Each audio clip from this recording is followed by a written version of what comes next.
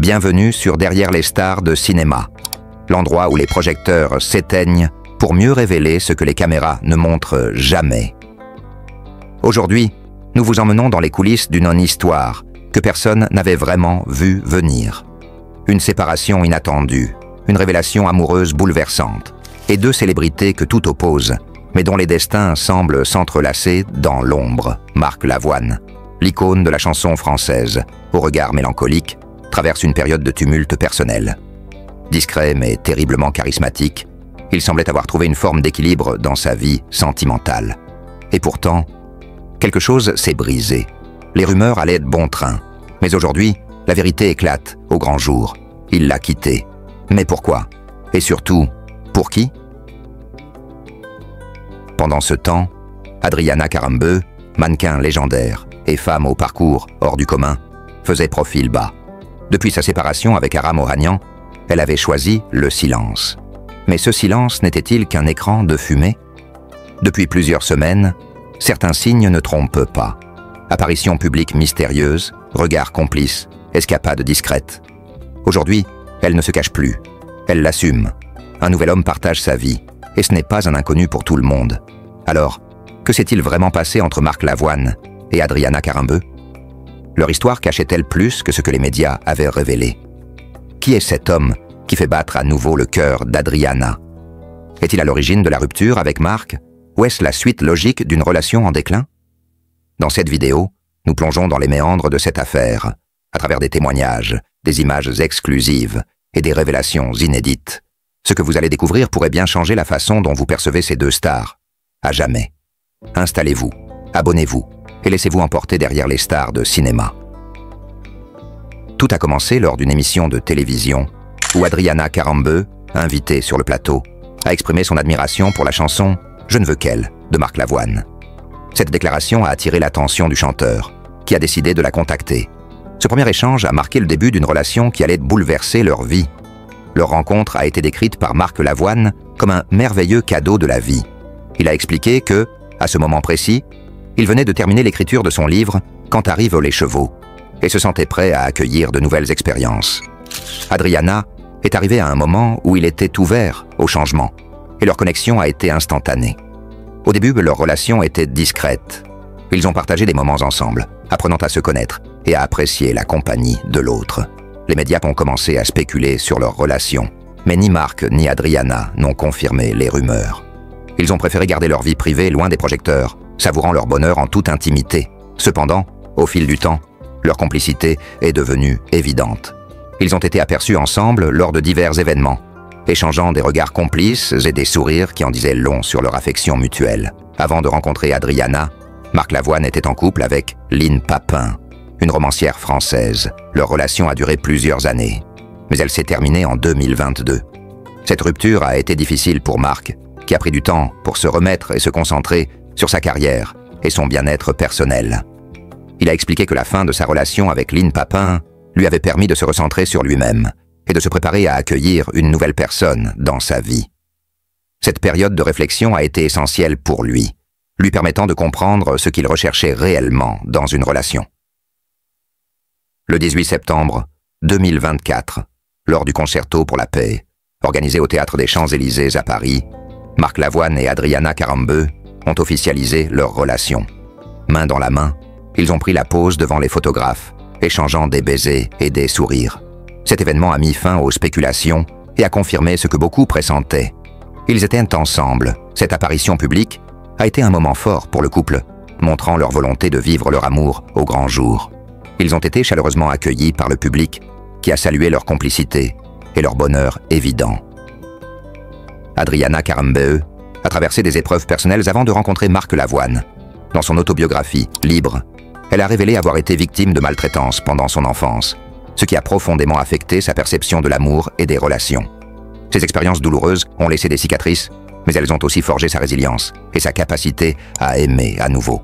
Depuis qu'elle est avec Marc, Adriana se sent épanouie et heureuse.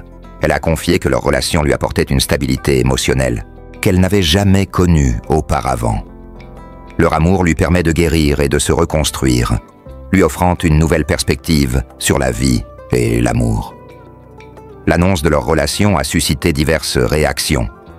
Certains fans ont exprimé leur joie et leur soutien, saluant la beauté de leur couple. D'autres ont été plus sceptiques, remettant en question la sincérité de leur amour ou critiquant leur exposition médiatique. Les médias m'ont largement couvert leur histoire, analysant chaque geste, chaque regard échangé. Certains journalistes ont souligné la différence d'âge entre les deux, tandis que d'autres ont mis en avant leur complicité et leur harmonie. Quoi qu'il en soit, leur relation est devenue un sujet de conversation incontournable dans le monde du show business. L'histoire de Marc Lavoine et Adriana Karembeu est celle d'une rencontre inattendue, d'une complicité grandissante et d'un amour assumé. Elle démontre que l'amour peut surgir à tout moment, même après des épreuves difficiles. Leur relation incarne une vision moderne de l'amour, où l'authenticité, le respect et la complicité sont au cœur de la relation. Ils montrent que, peu importe l'âge ou les expériences passées, il est toujours possible de trouver l'amour et de vivre pleinement une histoire commune. Leur parcours inspire et rappelle à chacun que l'amour peut être une source de bonheur et de renouveau. Marc referma doucement la porte du studio. Le silence qui régnait dans la pièce avait quelque chose de pesant. Les murs, d'habitude si vivants de musique, résonnèrent d'un vide qu'il ne s'expliquait pas. Il avait mis fin à une histoire, pas simplement une relation amoureuse, mais une partie de lui-même. Ce genre de décision laisse toujours des ombres, même quand on pense avoir choisi ce qu'il faut. Il avait quitté Adriana. Et pourtant, il ne cessait de revoir ses yeux bleus, cette façon qu'elle avait de rire sans prévenir, ou de poser une main sur son bras, juste quand il doutait de lui. Il se souvenait de leur premier voyage à Prague, de la manière dont elle parlait de son enfance, avec ce mélange de douleur assumée et de fierté discrète. Elle ne se plaignait jamais, même quand elle avait mal, mais voilà. Aimer quelqu'un ne suffisait pas toujours à construire quelque chose de durable. Il y avait les non-dits, les blessures non résolues, les silences qui devenaient des murs. Et de son côté, Adriana n'avait rien demandé. Elle était entrée dans sa vie sans fracas, avec une élégance presque désarmante. Elle ne cherchait pas à tout bouleverser, elle ne demandait pas à être sauvée. Elle était simplement là, présente, vraie. C'était peut-être ça qui avait dérangé Marc. Il ne savait plus être aimé sans se sentir redevable. Il s'était perdu dans ses propres contradictions. À plusieurs centaines de kilomètres de là, Adriana observait l'aube depuis la terrasse de sa maison dans le sud de la France. Le ciel prenait une teinte mauve, le genre de lumière qui annonce un jour qui ne ressemblera pas aux autres. Elle avait fini par accepter la fin, sans lutte. Pas parce qu'elle ne l'aimait plus, mais parce que certaines choses doivent s'éteindre pour laisser place à d'autres. Ce que personne ne savait, c'est que depuis plusieurs mois, elle écrivait. Pas un livre, pas des mémoires, juste des lettres, à elle-même, à ses futurs jours, à l'homme qu'elle rêvait d'aimer sans se perdre. Marc avait éveillé quelque chose en elle, une chaleur, une tendresse nouvelle. Mais au fond, elle savait que ce n'était pas lui. Ce n'était pas encore lui, ce sentiment. Elle l'a rencontré plus tard, par hasard, dans une librairie à Rome. Un homme, la quarantaine passée, aux cheveux poivre et sel, lisait le même recueil de poésie qu'elle. Leurs regards se sont croisés. Rien de théâtral, juste une reconnaissance muette. Deux solitudes qui, pour un instant, n'en faisaient plus qu'une. Il s'appelait Stefano, architecte, père d'une fille de 16 ans, passionné d'art et de littérature. Il ne savait rien d'Adriana Karembeu. Il n'avait jamais vu un défilé. Il ignorait même qu'elle avait été mannequin. Pour lui, elle n'était qu'Adriana, une femme qui aimait les cafés noirs et la pluie fine sur les vitres. Avec Stefano, elle avait découvert une forme d'amour qui n'exigeait rien, qui ne demandait pas d'être forte, ni belle, ni parfaite, juste présente. Elle n'avait plus à expliquer ses silences.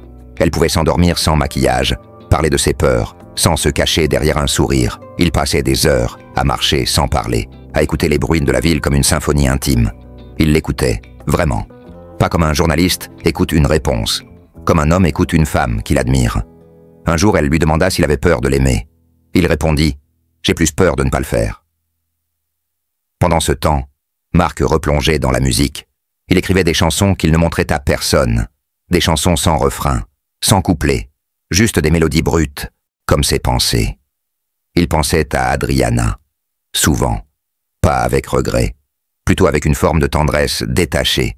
Il savait qu'il n'avait pas su lui donner ce qu'elle méritait, mais il savait aussi qu'elle avait trouvé mieux. Et cela, au fond, le soulageait dans une interview quand un journaliste lui demanda « Avez-vous des regrets ?» Il sourit doucement. « Non, j'ai eu la chance d'aimer une femme magnifique. C'est déjà beaucoup. Adriana et Stefano vivent aujourd'hui entre Rome et Marseille. Ils ne postent rien sur les réseaux. Pas de déclaration publique, pas de bague de fiançailles exposées. Ils s'aiment dans le silence, dans les choses simples. Les mains qui se frôlent au marché. Les dimanches, sans agenda. Les baisers volés dans les couloirs d'un musée désert. Elle a confié à une amie proche. Avec lui, je n'ai pas besoin d'être Adriana Karembeu. Je suis juste moi. Et c'est peut-être là, dans cette simplicité désarmante, que réside la beauté de ce nouvel amour. Pas dans l'éclat médiatique, pas dans la perfection mise en scène, mais dans la paix qu'il apporte. Cette paix que seul un amour vrai peut offrir. Avant d'être la femme que le monde admire pour sa beauté, son élégance et sa stature de mannequin international, Adriana Karembeu a été une enfant solitaire, égarée dans les couloirs froids d'un appartement en Tchécoslovaquie, à une époque où l'idéalisme communiste recouvrait les douleurs privées d'un voile de silence. Elle est née Adriana Sklenarjikova à Brezno, une petite ville entourée de montagnes et de secrets. Son père était un scientifique respecté, un homme rigoureux, méthodique, passionné par les structures moléculaires, mais incapable de lire les émotions de ses proches. Il vivait dans un monde de formules et d'hypothèses, et voyait dans sa fille un projet à perfectionner, pas un cœur à protéger. Sa mère, infirmière, douce mais résignée, passait plus de temps à l'hôpital qu'à la maison. Elle ne parlait pas beaucoup, mais Adriana se souvenait de ses mains, grandes, osseuses, toujours froides. C'était par ses mains qu'elle recevait les seules marques de tendresse. Un baiser bref sur le front, une mèche de cheveux remise derrière l'oreille. La maison dans laquelle elle a grandi était silencieuse, pas par manque de mots, mais parce que certains mots étaient interdits. Il ne fallait pas parler de sentiments, encore moins de blessures. Quand Adriana pleurait, on lui disait « Ce n'est rien, tu es forte ». Quand elle avait peur, on lui répondait « Ce n'est pas grave, les enfants n'ont pas à penser à ça ». Mais elle pensait beaucoup. Trop, sans doute, pour une petite fille de son âge. Dès qu'elle sut marcher, Adriana observa le monde, comme si elle était étrangère, à tout. Elle regardait les autres enfants rire et se demandait si eux aussi avaient cette boule au ventre qui ne partait jamais. Elle regardait sa mère fixer le mur de la cuisine, après une nuit de garde, comme si elle priait en silence.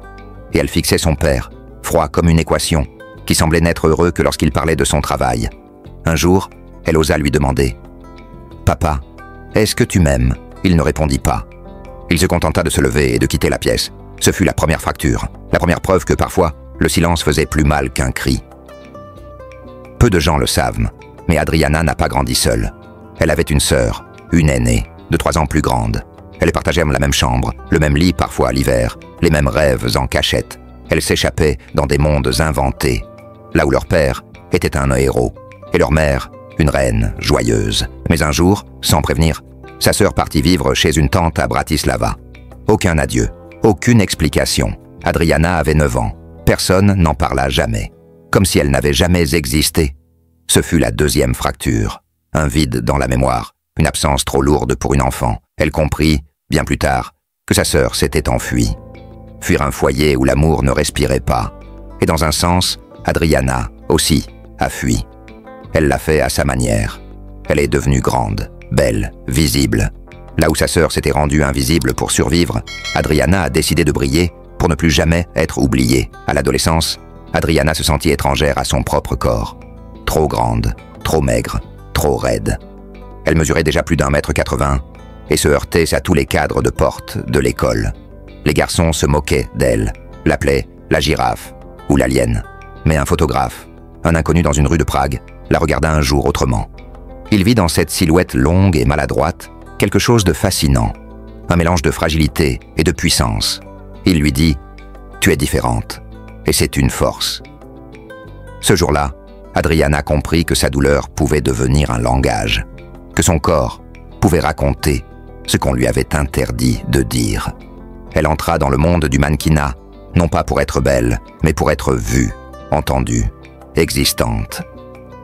Avec le temps, Adriana a pardonné, pas par oubli, par maturité. Elle a compris que ses parents étaient aussi des enfants blessés par une époque dure, une culture du silence, un pays où l'on ne parlait jamais de l'âme. Elle a revu sa mère plusieurs fois, le regard fatigué mais tendre. Elles se parlent peu, mais leurs silences sont plus doux. Son père, lui, est parti sans adieu. Peut-être que c'était mieux ainsi. il n'aurait pas compris la femme qu'elle est devenue. Sa sœur, elle a retrouvé sa trace. Une femme simple, mariée, 2 enfants, toujours à Bratislava. Elles se sont revues, elles ont pleuré, peu parlé, mais les yeux ont fait le travail que les mots ne savaient plus faire. Adriana Karambeu n'est pas qu'un visage. Elle est un passé fait de silence, de regards fuyants, de souvenirs manquants. Une enfance marquée non pas par la violence physique, mais par l'absence d'amour exprimé.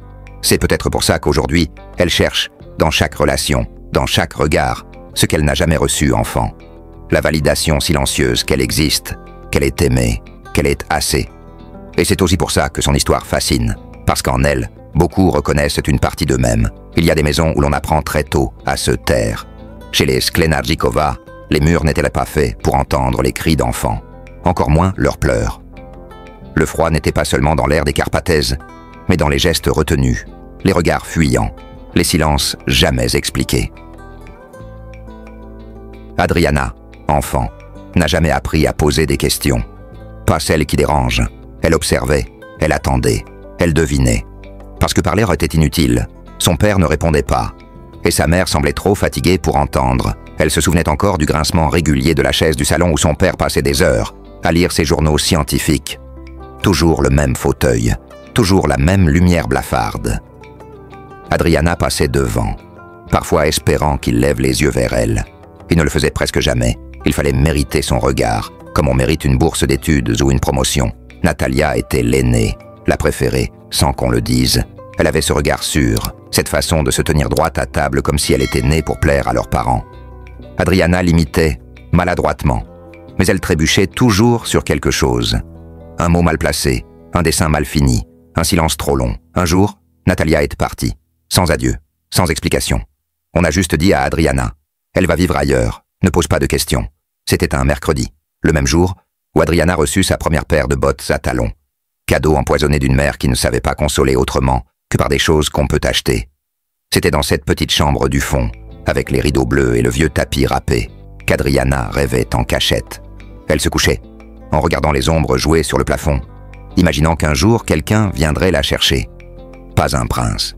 Elle ne croyait pas à ces histoires, mais quelqu'un qui la verrait, vraiment, qui ne la comparerait à personne, qui écouterait ses silences et comprendrait.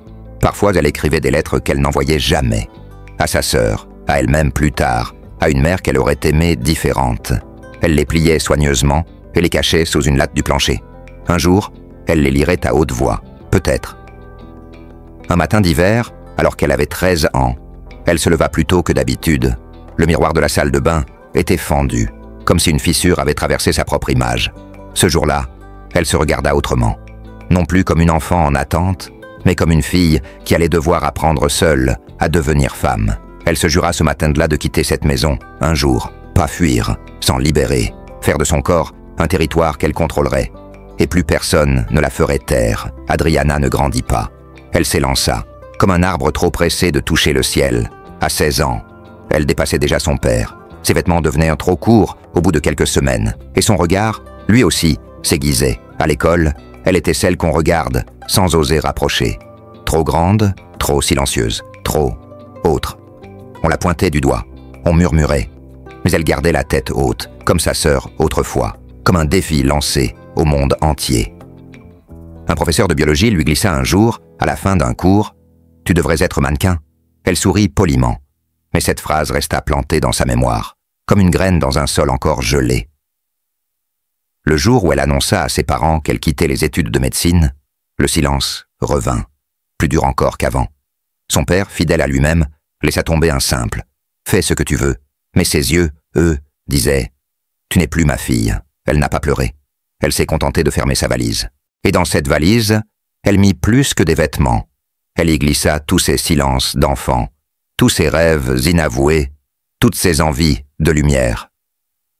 Adriana a maintenant dépassé la moitié de sa vie. Elle est mère à son tour. Elle a choisi, consciemment, d'élever sa fille autrement, avec les bras ouverts, avec des mots, même maladroits, avec une vérité nue, parfois difficile, mais toujours sincère. Elle regarde sa fille courir dans le jardin, tomber, se relever, et elle se dit qu'elle a la briser la chaîne, que ce que son père n'a pas su lui donner, elle le transmet, sans bruit, sans perfection, mais avec amour. Et parfois, tard le soir, quand tout est calme, elle repense à cette chambre, aux rideaux bleus. À cette petite fille qui rêvait qu'un jour, on l'appellerait par son prénom, juste pour la regarder dans les yeux.